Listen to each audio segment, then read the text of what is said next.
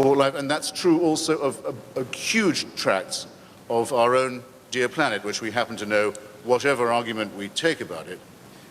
Christopher, I'm sorry, you're filibustering me a little bit here. This is cross-examination. Is poised on a climatic knife edge. So I would say, bear that in mind, and I would add, quite some design, and quite some designer. Well, you said that... No, I thought it was my turn to ask a question. Yeah. Well, actually, I will forego my question to you if you'll re-ask your question to me about atheist tyrannies and massacres. And I won't take too much time on it. Because otherwise I have to ask it to myself. I'd be willing to ask you those questions if you let it go in a cross-examination. Otherwise, I ask a question and you take up all the time. Well, no, that's why I was asking. That's why I was asking you if that condition would seem fair. I mean, I must answer the question which you have asked me in one of your contributions. Shall we leave it for a... Let me do it this way. How about if I put the ball in your court, you pose the questions to me on this topic, and we can go back and forth? All right, then. Okay. Okay. On this question, then, of atheists and secular dictatorships that I'm only just mentioning, has it ever struck you that the original totalitarian movement of the 20th century, the one that actually invented the term totalitarianism, popularized it, claimed it for itself, the movement of Mussolini, Franco, Salazar, the Ustasha in Croatia, Father Tiso in Slovakia, you'll see where I'm going with this now, was basically only another term for the Catholic right wing. There's nothing secular about fascism. If there had been, the Vatican would not have signed treaties and concordats with all of the movements and governments that fascism created. I don't think I need to waste very much more time on that. There's a big literature on it. The Church keeps on apologizing for this, as for its engagements with similar political movements and governments in Latin America after the Second World War, after the main battle against fascism was over. The German version of this is not the same. It's quite clear that Hitler disliked Christianity, though he never repudiated his Catholicism, praised the church in Mein Kampf, asked for his birthday to be celebrated, which it was every year in every Catholic church in Germany by the order of the Vatican. And Christopher, my turn? Wait, just in view of this, in view of the fact that not one person, according to Paul Johnson, Catholic historian known to you, I think has praised your work, up to 50% of the Waffen-SS were confessing Catholics, none of whom were ever threatened with excommunication for their activities. The only Nazi I know of to be excommunicated by the Roman Catholic Church was Joseph Goebbels. And do you want to know why that was? Do you want to guess? He married a Protestant. Magda Goebbels was a Protestant. The church said, excuse me, we do have our standards. All right. This is not secularism, Dinesh, and it's quite false to say. And it's actually, there's an insinuation in it that I reject and resent. It's quite false to say that these are the outcomes of secular politics. Thank you. When I first came to America, or rather, wouldn't you say? It's supposed to be a question.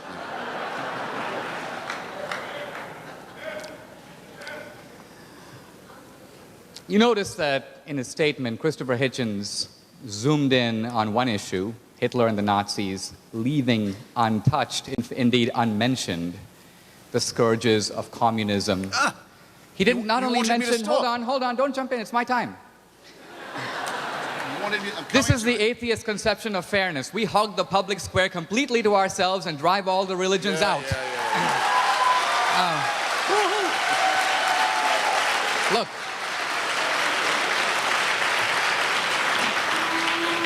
You wanted me to stop. I need about 2 minutes to answer you. Okay, fine. Not only did he not mention Stalin, not only did he not mention Mao, he didn't mention Pol Pot, Ceausescu, Fidel Castro, Kim Jong-il. Now, Richard Dawkins in The God Delusion says, well, there's a big difference. The Christians did what they did in the name of religion, but the atheists aren't committing their crimes in the name of atheism. Now, this is what happens when you let a biology major out of the lab. Because here's a guy who knows nothing of history. I wouldn't accuse you of that, Christopher. But all you have to do is read Marx. All you have to do is familiarize yourself with communism. It was an explicitly atheist ideology that sought to create a new man and a new utopia, liberated from the shackles of traditional religion and traditional morality. It was no accident, as the Marxists said, they always targeted the churches, they always killed the clergymen and the priests and so on. Now, the case about Hitler is very interesting. You should read Richard Evans' multi-volume History of the Third Reich. In the beginning, Hitler thought, I can make some friends among the Lutherans and the Catholics, and so he invented something called positive Christianity, which was basically Nazi Christianity. He praised Christ basically because he said that Christ was the only one alert to the dangers posed by the Jews. But you only have to read the book to realize that Hitler hated Christianity. He hired people around him who were all atheists. Their explicit goal, the moment they got into power, was to destroy the church, which was seen as doing what? Putting a little bit of a moral bridle on the horrible plans of Nazism. So ultimately, it's not the Christians. Christians ultimately are accountable in some ultimate sense. Atheists are not. And that's why the atheist regimes killed more people in a week than the Inquisition could kill in 3 centuries. And why? Because of the maxim stated by Dostoevsky and the brothers Karamazov, if God is not, everything is permitted.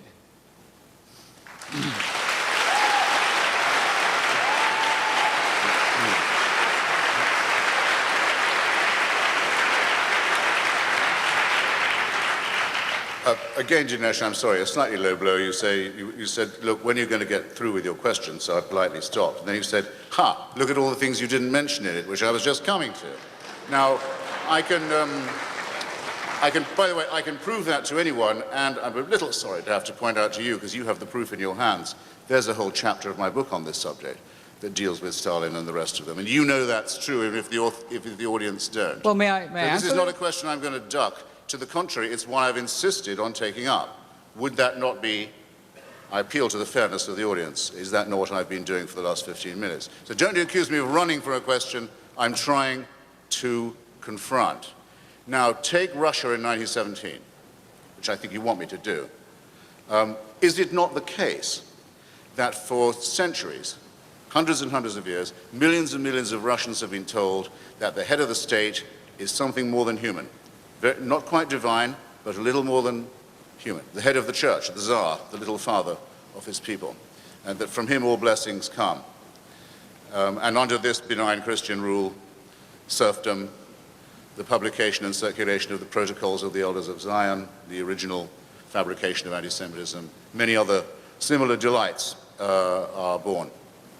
Well, you're Joseph Stalin. You inherit this situation.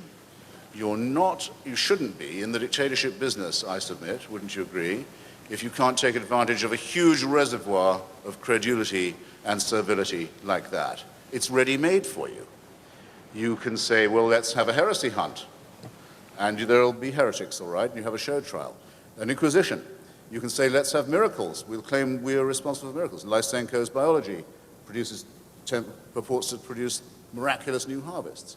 We'll say that all blessings should be attributed to my benign rule.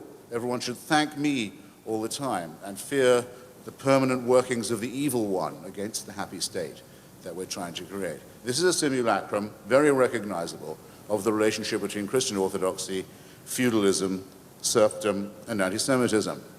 Now, I will take your challenge, Ines, when you point out to me a society that has degenerated into famine, disease, paranoia, torture, and mass murder because it has followed the precepts of Lucretius and Epicurus and Democritus and Spinoza and Thomas Paine and Thomas Jefferson and Albert Einstein. If you can do that, if you can point to me a society that erred and fell into horror by doing that, then we'll have a level playing field. Till then, you know perfectly well, we don't have one, and you're trying to make it less fair still. Let me, if I